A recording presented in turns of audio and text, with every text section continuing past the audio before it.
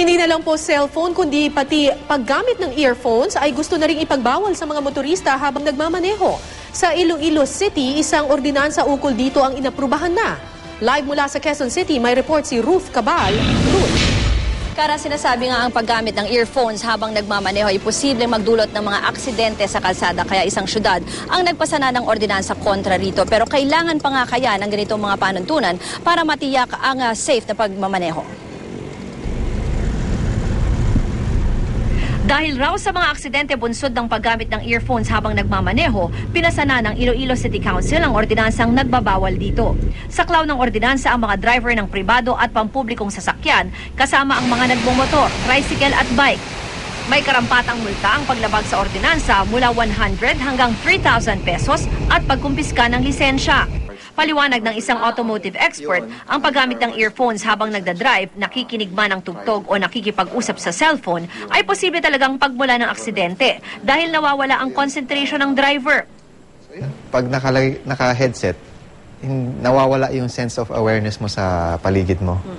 Part of yung kailangan mong senses sa pagiging aware is yung pandinig. Diba? Let's say merong dumadang truck or dumadang motorsiklo. Sa tala ng PNP Highway Patrol Group noong 2010, nangungunang dahilan ng mga aksidente sa kalsada ang human factor, partikular ang driver's error, kasama na ang drunk driving at paggamit ng cellphone. Bagamat walang batas na nagbabawal ng paggamit ng cellphone habang nagmamaneho, merong ganitong ordinansa sa ilang syudad. Pero sa ngayon dito sa Metro Manila, walang panuntunan kontra paggamit ng earphones bilang hands-free cellphone o sa pakikinig man ng tugtog. Pero karamihan sa mga motoristang na-interview namin, pabor daw na magkaroon ng panuntunan kontra sa paggamit ng earphones habang nagmamaneho. Mahirap kasi pag mayroong headphone, hindi mo maririnig yung mga may bumibisita sa likod, kung mag-overtake. Kaya hindi ako gumagamit ng mga tulad ng sinasabi na earphone.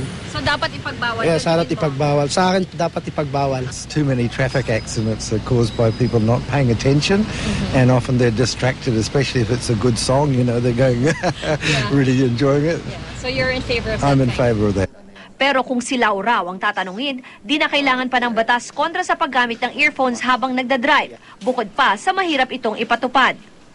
At the end of the day, ikaw yung madidisgrasya eh. And then, ang masama, if mandamay ka pa ng iba. Be more responsible.